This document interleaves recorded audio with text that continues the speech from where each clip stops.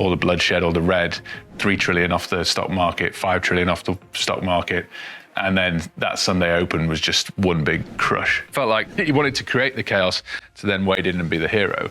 The thing that stuck out to me when I was talking to clients was the sense that the market didn't have your back anymore.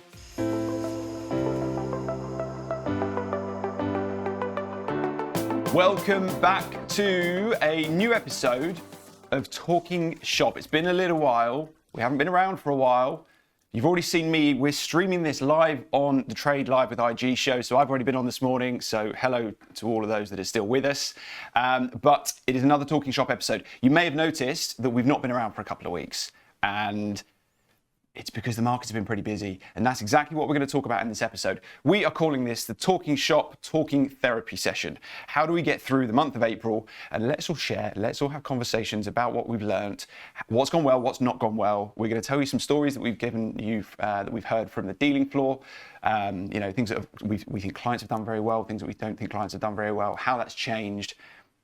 And let's just have a bit of therapy. Let's just talk it out. We've got 45 minutes or so, and we're just going to look after each other. This is a new support group, right? Yeah, emotional support. That's it. I think it's needed. It's been a wild ride.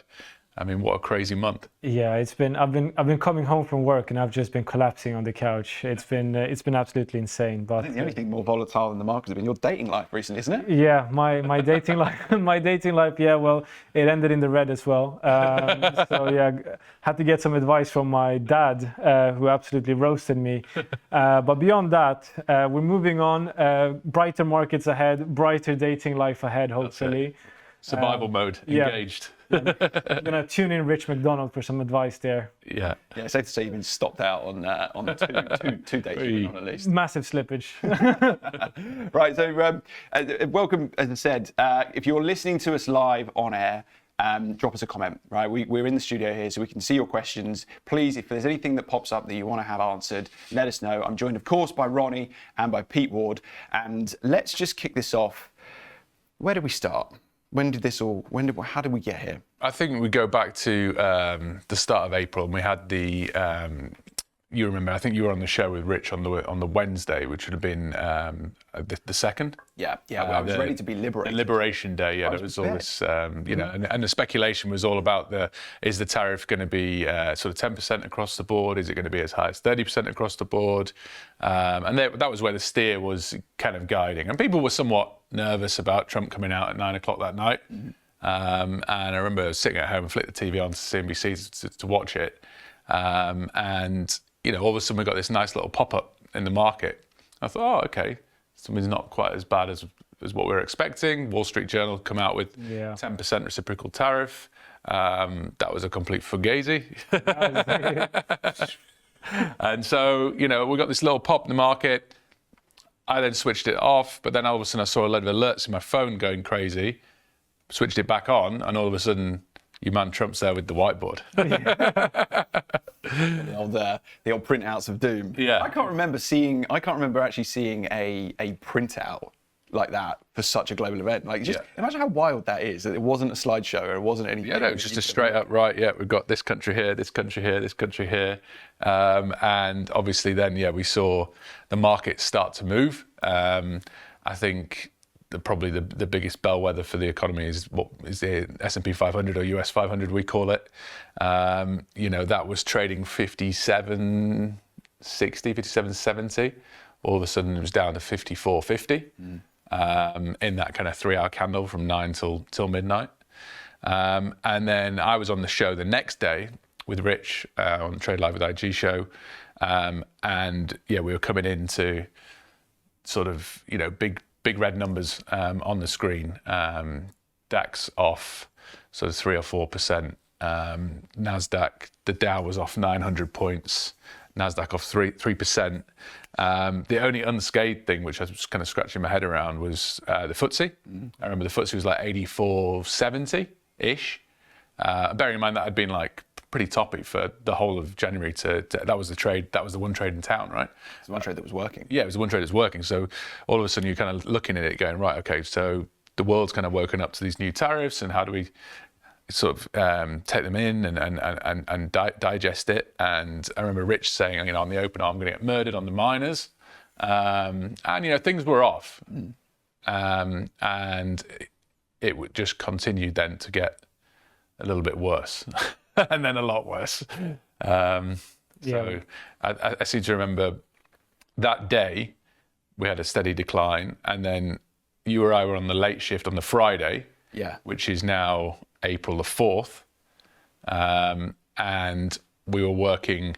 FTSE was slipping, finally catching up to its counterparts down to 8,000, and we did the close. I remember it was just the two of us on the lines, and we both finished the session. We were just like, wow, that was brutal. I think you called me on Teams. You're like, that was wild, and we were down. The S&P was below 5,000. Bear in mind we were 5.7 plus on the Wednesday night, and my general view was markets reacted on the Thursday. Everyday man on the streets reacted on the Friday, taking off risk going into the weekend, and then over the weekend there'll be some kind of announcement between China and the US, because they're not going to let it get any worse than this. But realistically, what happened was market reacted Thursday, market continued to react Friday, and then Main Street woke up at the weekend to all the papers, all the bloodshed, all the red, 3 trillion off the stock market, 5 trillion off the stock market, and then that Sunday open was just one big crush. You got to say though, right? The papers did or didn't make it worse, right? When you start quoting, they always make it worse. When you start quoting the raw number of something, when it's like trillions, well, obviously that's going to be a record high because the markets have been at record highs for the month. We started 2025 at highs, and so you're going to get that. And I think it felt like that Friday shift. Well, firstly, we woke up on Thursday and everyone had been liberated of about 20% of their cash, right? First thing. I woke up and I've just gone, oh my God, this is, because I didn't know how to read it. I didn't know how to read it first and foremost because I was trying to figure out what the tariffs were, and actually you were kind of trying to see if they were going to play chicken with each other, right? Is this all just gesticulating, right? You saw there was like 80% tariffs on the Falkland Isles and the McDonald's Isles with the penguins and all this kind of story. And you sat there thinking, this is a little bit, something's not quite right here. Right. And I remember genuinely waking up thinking, there's going to be some form of Bessen or Lutnick or someone's going to come out and say, this is the reasons why we're doing this and this is how it works. Yeah. And they sort of did that to a point, but the real problem this time was the government basically said, no, we're not going to back off on this. We haven't got your back. I remember during COVID, which was, if we look at the Friday late shift that we did, and for those listeners, our team staff, a European shift and a US shift, and as it said, Pete and I on the shift, the intensity of phone calls and client queries and emails and text messages was comparable only to really those first couple of days of COVID, in my opinion.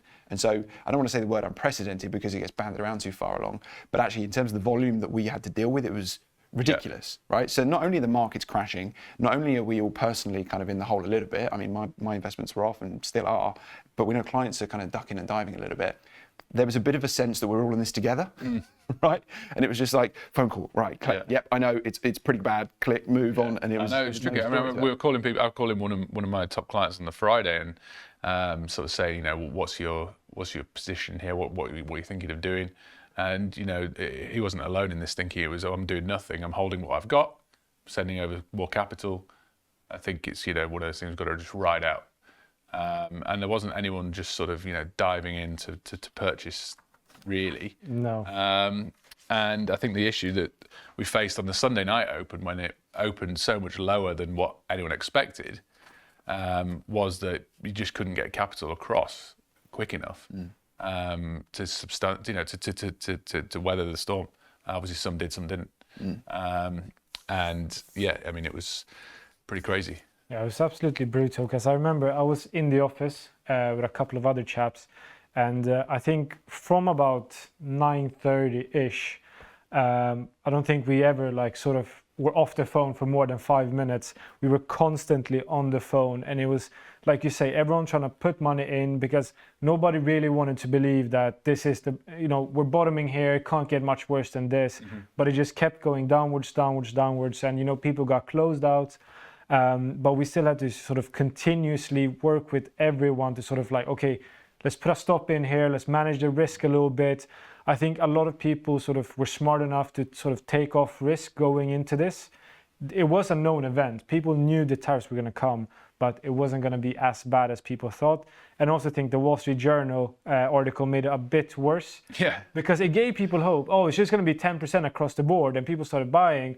And then when it came out with, insane numbers, it just dumped, in the trash. That was it. I mean, we were like down 1,000, down 1,000 Thursday, down 1,000 Friday. Yeah. Talking Dow, and you kind of go, okay, well, that's a pretty significant washout. So something has to come in. Trump's a businessman. He's not going to want to come across as being the president that's crashed the economy, and all this sort of stuff. And obviously, prior to the tariff announcement, he'd warned that he was okay with a little bit of turbulence. I think the phrase was, there's going to be a little bit of turbulence before we get it right, and that's just fine. That's okay. It's a point where it's like we know we're going to have to shake things up, right? He's an art, the art of the deal, right? There's something.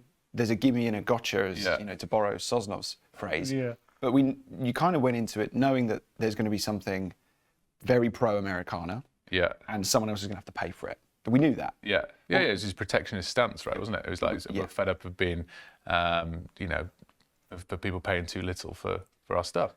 But you kind of felt like he wanted to create the chaos to then wade in and be the hero. And that was evident, I think, on the Thursday or the Friday before that weekend. They already came out saying, we've got some negotiation with Vietnam already. We had a little pop-up in Nike, if you remember, on the back of that. So there were deals that were kind of already made before he'd come out with the tariff stuff anyway. So there's things in the background that were being orchestrated to then come out and say, we've done this, I've done that. Yeah, I'd love to know if there was someone kind of behind the scenes as he walked out into the Rose Garden, and he's got his whiteboard. Someone's having a look, and just someone from the Wall Street Journal's just tweeted, going, "Oh my God, we've messed up so hard." Yeah. And everything just like this. Just crazy. No, yeah. I remember we were sort of, I have a mate who works in IBKR, and he was texting me. He was like, "How are the IG clients doing?" Because me personally, he said, I've been stopped out 3 times now. He's tried to short the VIX, and that was pretty much the only thing that was going up on the day. It was peaking at insane levels, but I think everyone sort of realized. Everyone sort of looking at Twitter, and they were looking to see the next headline, because it's very much a headline market. People are trying to see what's next. Like you said, Vietnam comes out, Cambodia came out and said we're going to negotiate, and we're all saying, okay, Trump's a genius, or the deal, getting everyone to the table. I think the big sort of crash, so to say, was when people realized that not everyone was going to come to the negotiations table, and that sort of really. That's right. Poked a hole in his plan, and he blinked first. Yeah. Well, Daniel, I can see your question. We're going to get to we'll come on to kind of ways that we saw clients actually trading this and what you can do to present. We will get to that, but I think it's the thing that stuck out to me when I was talking to clients was the sense that the market didn't have your back anymore.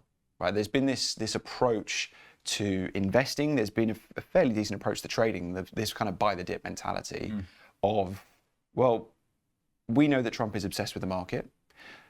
I think the base case is that he will want the S&P to be higher come the midterms, because he's shooting for a 3rd term, which whether we can get it or not is something else, but he's going to want that market higher. And so I wanted to buy the market, right? I saw it coming off and I could see my portfolio bleeding, but I know I wanted to buy it. The problem was I didn't know when to do it. And then you wake up the day after and it was Bessen saying, we're not here to bail out prices. Prices will be volatile. Yeah. No, I mean, it's we talked about it earlier, didn't we, in the Tradecraft series. We were talking about trading volatile markets, and also, we came up with some old trading adages of like what you're meant to do, and buy when the blood's on the street, even if it's your own. And that, to your point there, is when your portfolio's on fire, you go, right, okay, well, if I still believe in this, then it's an even better opportunity than when I first bought this stuff, right? But it comes down to liquidity, and liquidity when trading on leverage, the two, they don't always go hand in hand. You need to be able to cover if you want to hold your book. I mean, the issues that we faced on the Sunday night, Monday, were basically evident of that. But then, if we scoot forward now to kind of what happened, I suppose. I mean, let's talk about what we saw. Okay. Yeah. Let's talk about what we saw from clients, because that's somewhere where we can provide some insight. It's whenever you see these volatile events, you're going to get people on the right side of it, and you're going to get people on the wrong side of it. And I think if you look at those 3 or 4 days, the amount of funds that came into client accounts was some of the record that we'd seen in terms of people kind of putting money in to defend their positions. You know, we saw record transactions on Thursday and on the Friday and on the Monday. It was just kind of 3 of our best days of all time in terms of trades going through the system. So Pelican, to answer your question, you know, which stocks may have excelled? Well, we're already starting to see that. We're already starting to see that through Barclays numbers this morning, through UBS, through SocGen, through JP Morgan, Morgan Stanley, like the banks that are transacting on this activity. You look at some of the brokers as well. Yeah. Coin, Robinhood. Coin, well, Robinhood reporting now this week. The Schwab on the other week on CNBC basically saying record number of accounts being opened, people being spoken to, money flowing in. And then obviously crypto was one of the assets that really held up. You know, obviously it came off, but it didn't come off quite as much. But Coinbase got massacred. It was down to like 150. And that's something that always rings in my mind, is that it's a broker, right? If the market's going up or down, there's transactions. So volatility is great for that business, right? And so now obviously they're back at what, 210? Yeah. So you could, a few of those sort of stocks, I think, in answer to that question. Yeah. Yeah, that's a sort of, I mean, that really goes into play to sort of the FOMO aspect of things. People see everything that's going on in the markets. They see how much is going up and down. They're thinking, I want a piece of this, buy the dip, whatever it may be, whatever the idea is. But people are sort of flooding towards it. And I'm really excited to see how Robinhood is performing this weekend. But it was tonight, yeah. And it was sort of like when all of the results came out from the big banks that you mentioned, all of them beat significantly on their sort of prime brokerage side of things. Everyone was sort of seeing a big uptick, bigger than expected, because a lot of these sort of institutional brokers, they've been sort of laying flat, institutional players, they've been laying flat leading into this event. They've been laying flat, waiting for what's going to come next, and then they've come into attack. So I think that was really sort of continued to the volatility of it now, because before it was only sellers, right? And then it came in, and then we had buyers in the market as well. So we saw the charts, the candles just going straight up and down. It was something I haven't seen before in my long career of 2 years. I tell you one thing that I've observed, and it's something that I've seen several times when we've had kind of volatile events like this, but it's the removal of choice. And that's what people get really upset about. So I can reflect on 2 things: margins going up. Yeah, that was on the shift we were doing the Friday. Yeah. So IG, much like other brokers, made a move to increase the starting margin rates for new positions after, I think it was about 6 o'clock on the Friday night, potentially even earlier, maybe 1 o'clock in the afternoon, 2 o'clock. Anyway, there was a move where we basically said, look, if you need to put positions on. Yeah, new positions. New positions. That was the key point. We're going to ask you to put more margin in. Despite the panic from a lot of clients going, oh, my whole book's changing. No. New positions. Yeah. Only. But it's important to kind of understand why. Yeah. So in 24-hour markets, indices, FX, when they're going to trade all the way through, you can amend your positions. You know, that gap risk is somewhat limited. Much more lessened, yeah. You see it in stocks, which is why stocks starting margin rate is higher than indices and FX. But at 10 o'clock on Friday, everything closed, and it didn't open again until 9 or 11 o'clock on Sunday. So there's the potential for gapping there. So I think we went up to 5% on indices for new indices positions. Yeah. And the market opened 4.7% lower, I think. Yeah, the we S&P. did see a gap. I think for pro clients, I think we went maybe to 3. Yeah. And very different oil FX, all different. But so yeah, maybe between 2 and 5. Yeah. But either way, I mean, it was one of those where you never really want to explain to clients that their cost or the amount of money they have to put down on their position is going up. It's working capital. That was a good example of why businesses would do that, to protect against the gap risk, but also to try and protect clients a little bit from over leveraging. Yeah. Going into the weekend. So, I mean, that was part and parcel of the phone traffic, I guess, we covered on that Friday, along with people putting money in. Yeah. But it is important to understand the whys, right? Yeah. Professional clients, we don't want anybody owing a debt to the business. Leveraged positions are leveraged. You don't want anyone getting into the sticky situations, especially when the volatility is so high. The other thing that I think in terms of removal of choice was on options and assignment. So I've got a couple of clients that trade what they call the options wheel strategy.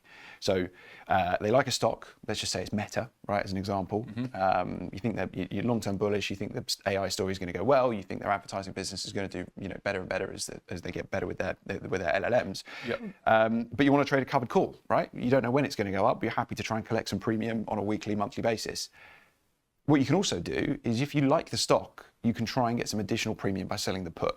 And the idea is that if you sell the put, you collect premium. If it goes down to the strike price on the put that you've sold, you're probably going to get assigned on those shares. Right? You're buying something that you wanted to buy anyway, Yeah, right? at a better price. At a better price. But this is the interesting thing, right? Psychologically, I had clients that were assigned on positions. When markets are falling, when you're putting the trade on and you're making a rational decision at the point of entry, you've decided that this is a put strike that I'm happy to buy the stock out. Yeah. Right. The market's now collapsing, and all of a sudden you don't want to buy it there because you think you might be able to buy it a couple of percent lower. You are forced to buy the stock because you get assigned. Someone has used that put to exercise on you. You have to buy the stock off them. You've now got the stock. At the time, it was stressful. At the time, that removal of choice, it was some of the first times that some of our tasty clients using the options platform have seen this assignment. Yeah. And you know, you've got to pay for 100% of the shares, where actually you only ask for some buying power. Of course, there is leverage on the tasty side anyway, but all of a sudden you've got to put up more requirements. A lot less, though, isn't it? Yeah, but you've now got the stock as opposed to the derivative. Yeah.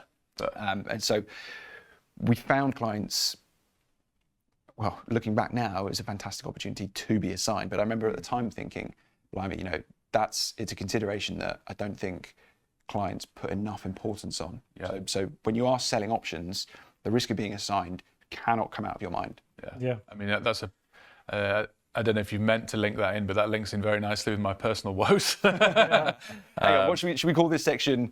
One day at Disneyland? Yeah, one day at Disneyland. No, so hang on, just to set the scene. The margin was calling. yeah, just to set the scene. Okay, the Friday night late shift, Friday the 4th, Pete's got a family trip to Disneyland Paris that weekend with his 2 daughters and his wife. And you know, super excited about yeah. it.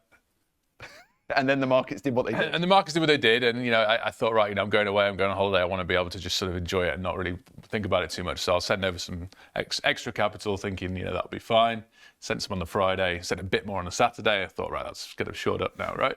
But the issue that I faced was that I'd adopted a strategy pretty much from January up until end of March, which was I was short the index on the FTSE, and then I was short puts lower down. And as we went higher up toward 8,700, 8,800, etc., I was selling the underlying at the top, and I was selling sort of 8,500, 8,400 puts, thinking we're going to stay in this kind of little channel up here. And it was working pretty well. So getting the little bits from the tops down, and then closing out the puts, taking the premium. And then we got towards the tariff time, and I was pretty much almost out of it, all of it, with some underlying legs still short FTSE. And we then got that move down on the Thursday. So I thought, all right, marvellous. Okay, it's been a bit of a roller coaster for 3 months. Let's just clean it out, take a little bit of profit off the table, done. Off to see Mickey and the characters. Yeah, exactly, yeah. I'm off to see Mickey Mouse, enjoy myself. And then I was on the TV show with Rich in the morning on the Thursday. We did the open and stuff, and the markets were all well off. And the FTSE was still holding up, 84.70. Everything else is, you know, really far down. And I'm thinking, this is underpinned. This is this whole trade everyone's been talking about, you know, US, foreign investment, putting it into the UK. It's a good place to be. It's not tech-led. It's defensive. It's got some good long-standing businesses, etc. Banks are starting to turn. FTSE's secured at 84. Got to be 84 floor, right? Can't be anywhere. So I get cute with it and think, right, okay, I've got rid of my underlying leg now, so let's sell some puts. I'm happy to own the FTSE at, say, 8,200 or 8,000. So 8,200, sell them. 8,000, sell them. And then you go into the weekend and you realise, actually, this is the first time in about 4 months I've not got the underlying cover. I'm just short puts. And, yeah, what I sold for 20 points on the Thursday came in on the Monday, bearing in mind I'm short these at 20 points. Valuing between 500 and 700 points. Oh. And so I'm spinning around on the Ratatouille ride Monday morning with my 4-year-old, and I had a look at the phone, and I was like, wow, these things are really blown out a lot more than what I expected, because obviously with puts, they're priced with the underlying, but also with vol. Vol's spiked beyond belief. And so, yeah, a complete horror show. But yeah, one of those where you've got to just take something from it. And I spoke to my broker at the time, and we said, look, we're in survival mode now, which is choose what you want to keep and what you want to lose, or send over, you know, and, you know, try to send from a theme park. You go, right, okay, I'm going to have to fold some stuff here. So managed to keep some, fold some, kept some equities. Just, yeah, I mean, it's a lesson, that's for sure, but painful. Very painful. Were you in the happiest place on earth? I was glad I was there, to be honest. It helped keep the mind off it. I'm pretty sure it rained that weekend as well. No, it was beautiful weather. In London, it was amazing there. I'm pretty sure it did, But yeah, no, I mean, it's just crazy. But then, the old adage of when there is blood on the street, there's opportunities as well, right? Yeah. And so there were a few little things that managed to spot that mitigated, as we saw when we got to Tuesday, and the market started to recover pretty nicely, actually. Yeah, well, let's now talk about the next section, right? Because there's two very clear parts to this month. It's the doom mongering, it's the fear, it's the tariffs, it's where does this end? And then it's walk back, right? It's walk back Wednesday. Mm-hmm. It was the tweet on Tuesday. And, you've seen from an administration that was saying, we're not going to, this is it, right? Yeah. You're going to have to pay up if you want to do business in the States. Yeah. To 5 days later, the bond market breaks and forces Bessen's hand. Bessen supposedly has to corner Trump when Trump's got off the flight off of Air Force One, and he's got a meeting scheduled at 10 o'clock or something with Navarro, right? And Navarro, we know, has been the architect behind some of the aggression of these tariffs in Trump's ear. And Bessen and Lutnick have been able to kind of get him in a car driving from the airport to the White House, and just says, right, this is going to have to change, right? The bond market is going to break. I think the 10 years were going up to 5.5%. Yeah. And that's just somewhere completely unsustainable for a business, for an economy that is so indebted as the States. So something had to happen. Then, what do you see? Walk back Wednesday, you get a 12.5% one-day move, top to bottom on the S&P. Yeah. I mean, it came in just after 3 o'clock, I want to say. And I don't think I've seen a candle like it. If you look back, if you've still got it on the platform, the 5-minute candle at 3:05, I think it was, on the, April the 9th. Yeah. It's one of the most wild candles you've ever seen. It was 12% on the S&P. It was something like 13% on the Nasdaq. It was ridiculous. The S&P was 48.70 at 6 a.m. that day, and it went up to 54.85, I think, on that same thing. It's absolutely crazy. I mean, that was the same day as the tweet of the, I think now's a good time to buy scenario from Mr. T, which... So is this insider trading? I don't know. I mean, I can understand in his mind, it's probably like, hey, I think it's a great time to invest down here while things are low. I don't know if it was like hey, get it in now because you're going to make, 10% in an hour. I think he saves those type of tweets for his close family and members. But I remember I was on the show. That morning, and as I was listening to my podcasts and whatever, trying to prepare. It was one fundamental and clear theme, and that was, it's fine when the equity markets are plummeting, but when the yields of the 10-year or the 5 years, when they are coming at levels we've only seen a few times before in history, 2008 or whatever, when they're coming at that levels, that's when Trump and Bessen really need to pay attention. And I was thinking, in my mind, he's not going to be the one who blinks first.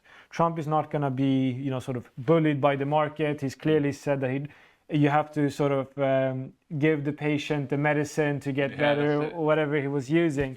And I walked in on the show, and I told Rich, and Rich was super gassed. He was pumped. He was saying, "Today's the day, Ronnie. I'm buying calls." Made me look like a clown. And he was like, "Today's the day." I think he bought calls at 5,200 or something like that. He bought 5,200 S&Ps for 3 cents. Yeah, and when the market was at 48, yeah, and I was saying, mate, this is irrational. This is super bullish. It's irrational. Market's not gonna, come up that quickly.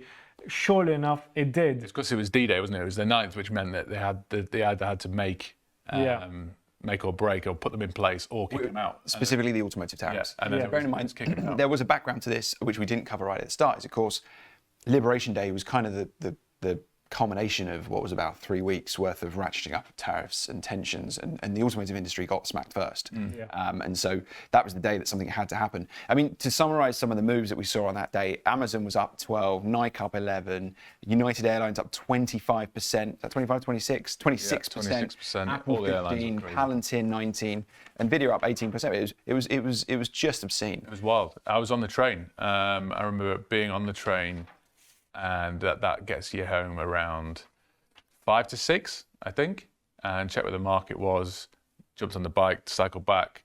By the time I got back, I had an alert on the phone. I looked, and we'd had like 5 or 600 move in the Nasdaq initially.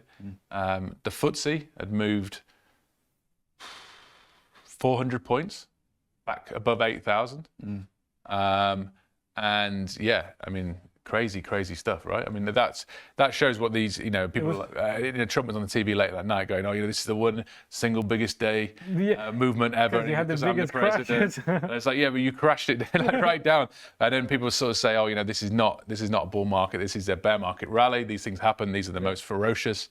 Don't be bought in. Don't be suckered in, et cetera, et cetera. And we got it a little bit on that Tuesday before because we had like a 4 or 5% rally, and there was no news still. It was just we're rallying a bit because we've come down so low, and then it was like, actually, there's still no news, and things with China are getting worse. No, don't forget there was another tweet. Right? There was the Walter Bloomberg tweet that suggested he was going to walk back tariffs. Yeah. So just the anticipation. That's when we got the 90-day pause, wasn't it? They were thinking about the 90-day pause, and then the next day, But so through all of this, though, again, carry on kind of the context of which we're talking about. Crushing moves, 4 or 5 days later, you get walkbacks, right? You get the official word they're going to pause tariffs for 90 days, and everybody apart from China. And now we know the emperor's got we know the clothes the emperor has got on is "I hate China," basically, right? He's got no robes. He's got this big kind of MAGA thing going on, and it's just like, right. How do you know? Was it the word peasants? I don't know. What gave it away? I just love the "Make America Great" hat made in China. I think we have one on the desk, which I bought for Luke Cooper, and it's actually made in China. Yeah. But to be fair, it wasn't for the official Trump side, it's from the Amazon £5 one. Yeah, with the Trump tariff on. Yeah, exactly. Hey. I got it in before the tariffs. Yeah. But, this sort of 90-day tariff pause, it's brilliant news, right? Sent the market flying up, but it's not really a sort of, we haven't cured the patient, so to say, if we continue in that metaphor. We haven't cured the patient. We've just sort of prolonged it. We've come now, and now we're going to have to face the music again in come July to see what it's actually going to be. But it seems like every day it's something new that's coming out. We're walking back a little bit. Computer stuff are getting recalled. And what you talked earlier today about sort of getting rebates for automotive parts. Oh, that's what he said yesterday. Yeah, because he was holding his 100-day rally in Detroit, out of all places, to pick after you absolutely smashed all of the automotives. Yeah. I think, Ian, to answer your question, there's a question here from a client of ours. How do clients' portfolios perform during April as most markets now break even or a small up down percentage? I think the thing we need to talk about is there's a difference between a portfolio and then a trading account, I think. Yeah. Oh, massively. Yeah. And there's a difference between non-lev and leverage. Correct. Yeah. And I think you might have noticed, but the way that IG have been moving over recent years is we want to be able to offer clients a multitude of products to be able to trade and invest during different market conditions. So I think portfolios, you're right. I think most have come back. If you didn't spew at the bottom and you were able, even if you just stood still, right? Yeah. Go back to these old adage, right? Time in the market is more profitable than timing the market. And unless you bought the dip, you hopefully you bought the dip and you're able to get some good quality assets at a better price. Otherwise, you've stood still. Yeah, and I remember I was watching a Tasty show, kind of on the Friday morning, because of course it's really difficult when you look after clients and you know people and you see what their accounts are doing and what portfolios are doing. It's really tricky to not be really tied to this. And that's obviously why we do this job and why they've hired us to do this job. My own account's in the toilet, but you're looking at it and I'm trying to think, right, what can I do to give myself an edge or that I can talk to clients about? And the point that they made on Tasty, it was like, this is not the time to panic. This is the time to build out your watch list for assets that you would have liked anyway, and you've now got the opportunity to buy them at a 30% discount. And so, to Pelicans, your question, was it a Palantir? Is it something like, we've spoken about this before, like a Mercado Libre? Yeah. Is it illegal in general in the UK that's been killed for kind of no real reason? Yeah. I mean, they got to 210, it's now 255. Yeah, this just sustained selling pressure. Everything gets crushed. And that's why I always think, it'd be real nice to have a little war chest of funds for that 1 or 2 days of the year where you have that over accentuated sell-off and you can go shopping and get those stocks that you really, really wanted. Like you might want Nvidia, you might want Coin, you might want Palantir, you might want Meta, you might want these things, but they're all so high. Yeah. You just sit and you wait. But I think a lot of speaking to some of my clients, what was still in their mind was what happened back in August with the Japanese yen carry trade, and the fact we had like a 7% drop on the Nasdaq futures on the Sunday night. The Nikkei was in tandem with, and then there was all that forced algo selling just because everything all of a sudden hit the red button and it went, and by the Thursday, we were back beyond where we'd even started. So we had a full V shape. And I think a lot of clients were like, I don't want to get taken out on that. I don't want to be another victim of what is just a over-extenuated move. But realistically, what happened with the tariff stuff, which again, to use the unprecedented word, it really was. And it's the unknown. Nobody could really quantify how much this was going to hurt business overall. And now we're starting to see with US earnings, some are refusing to give forward guidance. Well, you've seen it this morning, right? Mercedes has withdrawn guidance.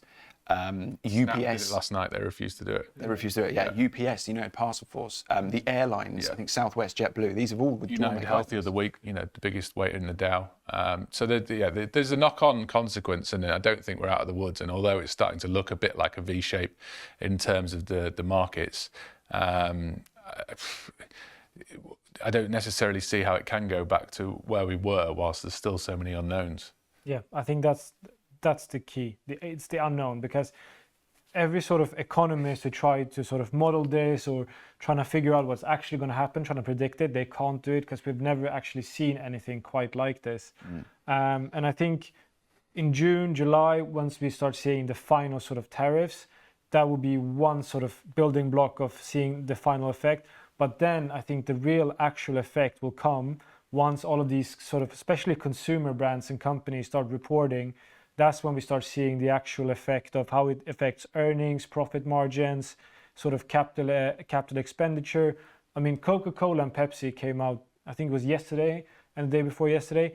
They both sort of missed expectations.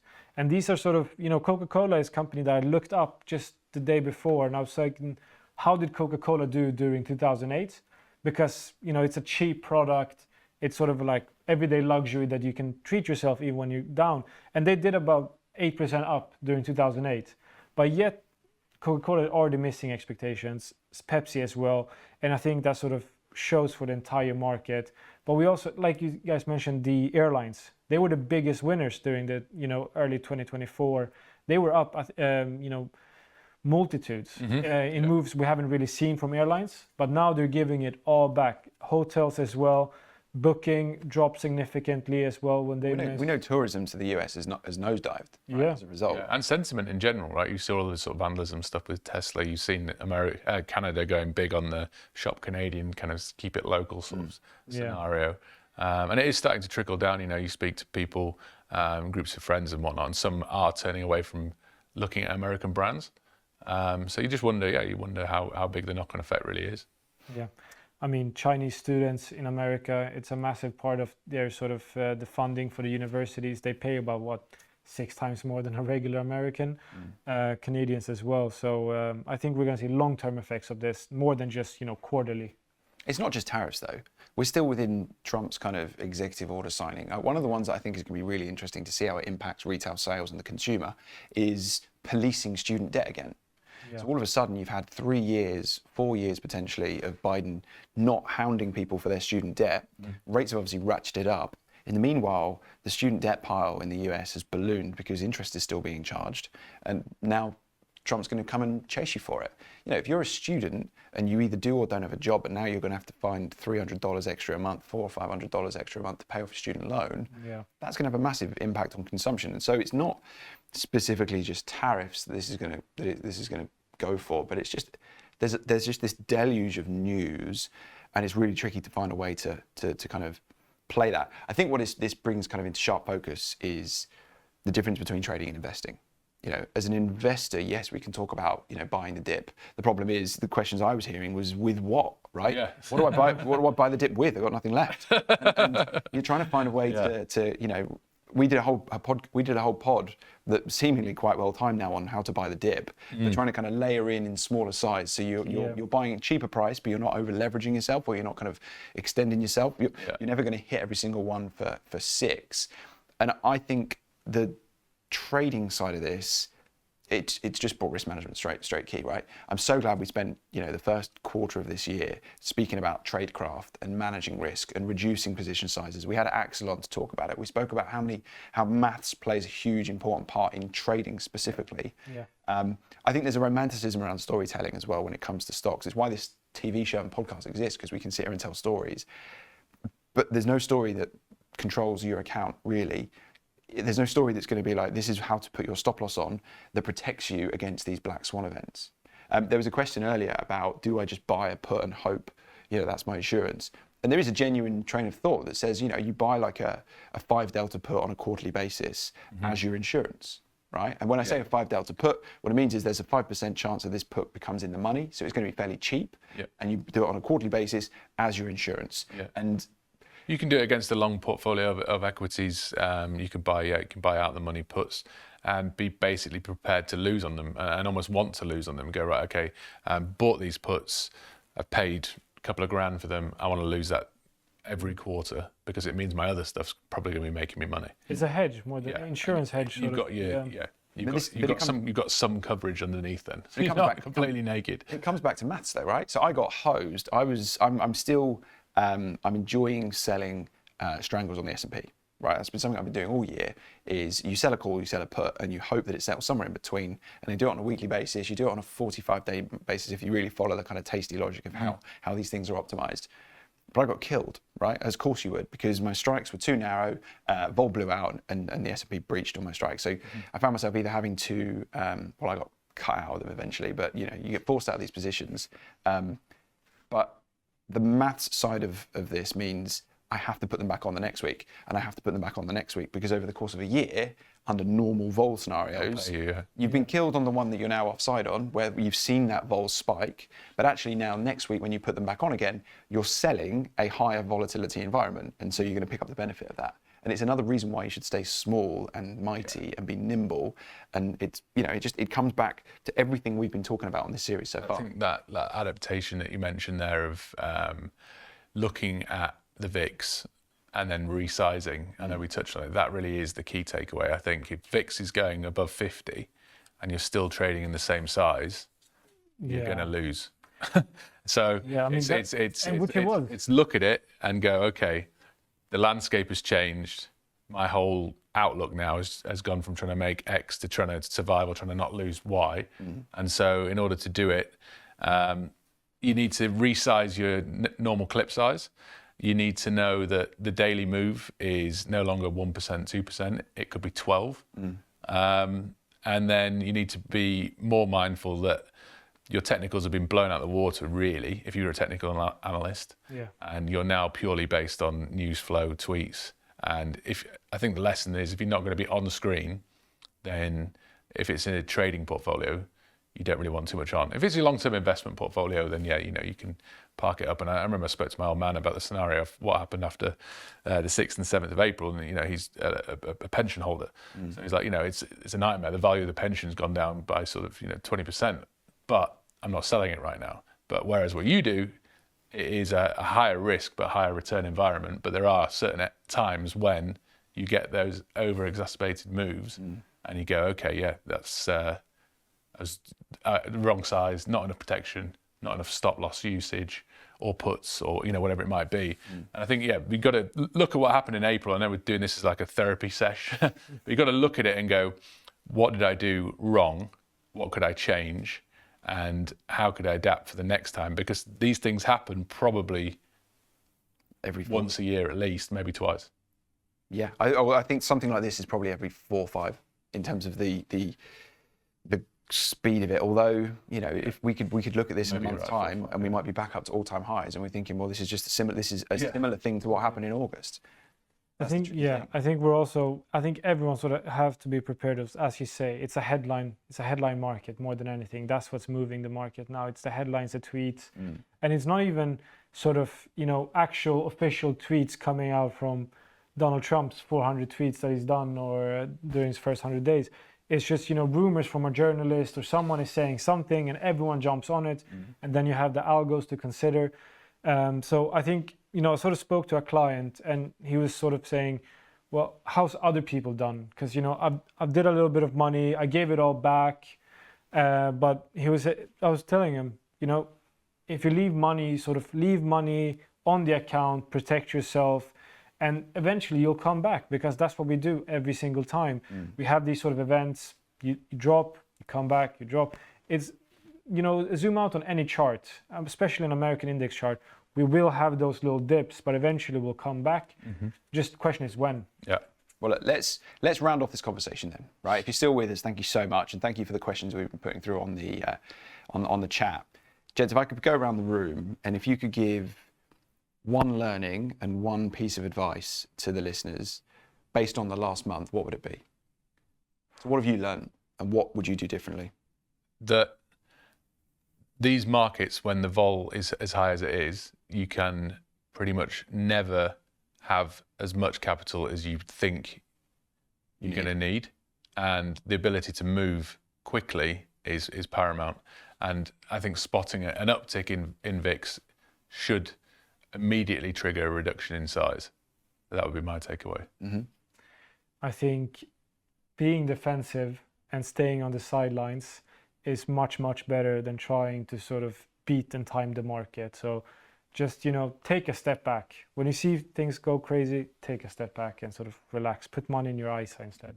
Yeah, I think for me, it's the thing that's resonated with me the most over the last month or so is that feeling of no control, right? Yeah. When I'm sitting there and I'm seeing these things move and the numbers are getting really scary, it's the psychological impact that it had on me. It was like, I'm not in control of this.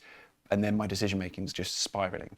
So for me, it's just highlighted the importance of position sizing and using a stop, because you can control how much risk you take on. Yeah, that's the one thing you can control. You definitely can, and you can control your strategy. You know, if you have a strategy, I don't think it even needs to just be a strategy. You don't want to break it. You don't want to break your rules because of some external factor. Yeah. But also, your rules have to say how much money you're prepared to lose per trade. Now, that's different to the investment portfolio, of course. The investment portfolio, I would always advocate for having this watch list of names that you want to own. Yeah. And potentially there's an option strategy, whatever you might do. But the trading pot, it's in sharp focus. You have to use stops, and you have to make sure your position sizing is optimal. Yeah. You done? Yes. Boys, how are we feeling?